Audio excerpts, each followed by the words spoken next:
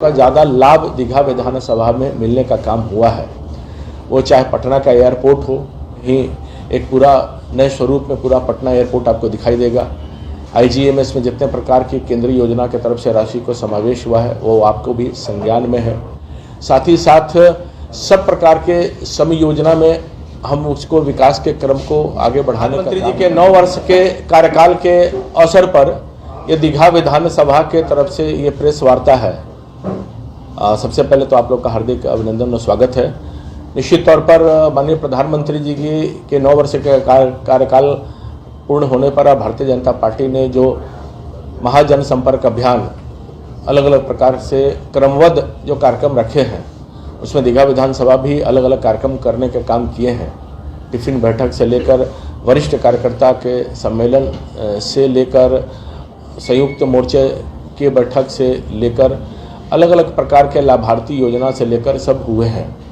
और माननीय प्रधानमंत्री जी ने अन्य अन्य कामों को जो करने का काम किए हैं, योजना में विशेष करके इन सबों का ज़्यादा लाभ दीघा विधानसभा में मिलने का काम हुआ है। तो आपके माध्यम से मैं उनको धन्यवाद भी देना चाहता हूँ। वो चाहे पटना का एयरपोर्ट हो, जो आने वाले नज़दीक में ही एक पूरा नए स्वरूप में पूरा पटना एयरपोर्ट आपको दिखाई देगा। IGMS में जितने प्रकार की केंद्रीय योजना के तरफ से राशि को समावेश हुआ है वो आपको भी संज्ञान में है। साथ ही साथ अगर देखेंगे तो अटल पथ की जो पूरी योजना है, तो अटल पथ की भी योजना हमारे केंद्र के सरकार के द्वारा ही समावेश हुआ है। तब उस योजना के पूरा पटना को लाइमलाइन मिलने का काम हुआ है। साथ ही साथ सब प्रकार के सम योजना में हम उसको विकास के क्रम को आगे बढ़ाने का काम कर रहे हैं। और दीघा विधानसभा में जो विकास के अनेक काम मेरे द्वारा हुए हैं, तो आपके माध्यम से भी चाहते हैं कि उसको बताया जाए कि 110 करोड़ के RCD का काम जो पुनाई चक से लेकर रुकनपुरा तक हुआ है, वो एक बड़ी योजना है। साथ ही साथ सिंह मोड़ से लेकर गर्दनी बाग की तरफ उधर भी RCD का काम बहुत बड़े पैमाने पर हुआ है। बालू पर दीघा में भी RCD का काम बड़े पैमाने पर हुआ है। अलग अलग प्रकार के जो योजनाओं के जाल जो RCD के माध्यम से हुआ है, वो भी अपने आप में एक अभूतपूर्व काम, यानी कि संवरता दीघा उभरता दीघा, इस रूप में हमने जब से मिला है, अपनी जिम्मेदारी मिली है जनप्रतिनिधि के नाते हमने करने का काम किए हैं। और हम अपने अपने क्षेत्रीय विकास की योजना से भी हो, जन याचिका के माध्यम से हो, अनेक सड़कों को भी बनाने का काम हमने किया है। और स्वास्थ्य के मामले में भी हमने बताया है, पार्कों का निर्माण के लगभग 20 से ज़्यादा पार्क इस क्षेत्र में जब हम लोग सरकार में थे उस समय तक लेने का काम किए हैं। और नकटा दियारा में जहां बिजली नहीं था पूर्णतः, उस क्षेत्र में भी बिजली को रोशन करने का काम पूरे दियारा क्षेत्र में हुआ है। तो एक बड़ा प्रयास अपने सरकार के द्वारा हुआ है, उसका लाभ दियारा क्षेत्र में भी मिलने का काम हो रहा है।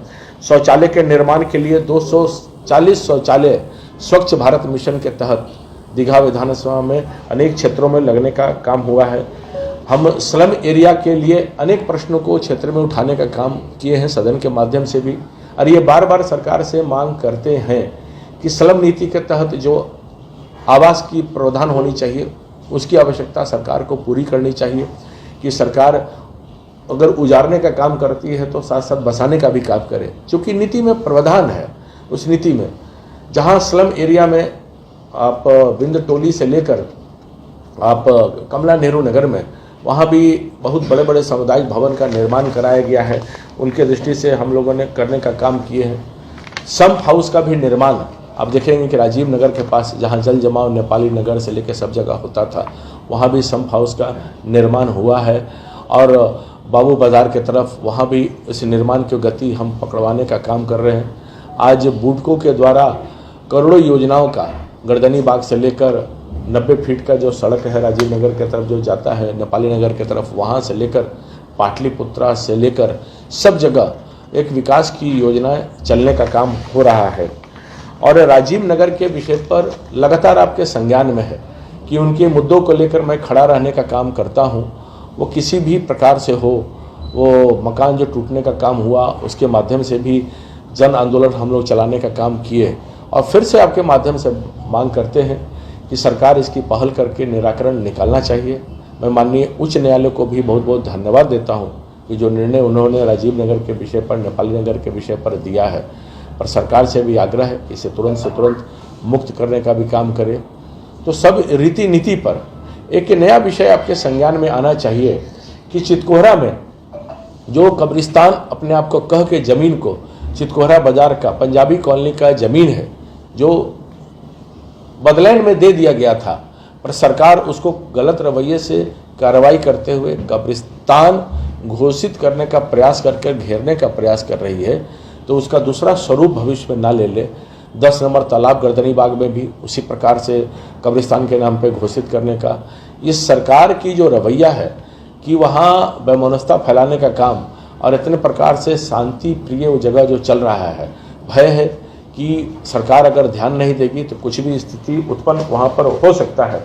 इसलिए मैंने माननीय मुख्यमंत्री जी को भी पत्र लिखा है कि ये गलत इस प्रकार का रवैया करने का काम ना करें।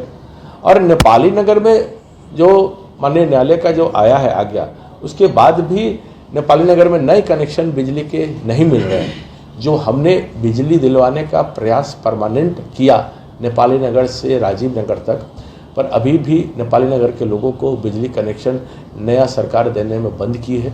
आपके माध्यम से भी है कि उसको जल्द से जल्द नया कनेक्शन देने का काम होना चाहिए। ये विशेष करके दीघा विधानसभा के विकास के समयोचित योजना परियोजना केंद्र के द्वारा और मेरे द्वारा जो हुए हैं उसके बारे में एक संक्षिप्त जानकारी आपके माध्यम से दिए हैं।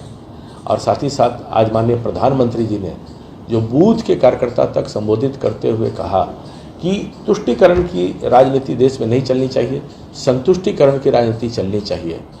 और पटना में जो जमावड़ा हुआ है तो 20 लाख करोड़ घोटालों के अलग अलग आयाम के गठबंधन के लोग बैठ के किए हैं। तो ये घोटालाबाज के लोग ऐसे जगह पे आके बैठक किए हैं कि जो जहाँ के खुद मुखिया कभी रहे बिहार के, वो खुद जेल से वापस हुए। तो पटना केंद्र बिंदु चुनने का मतलब क्या हुआ?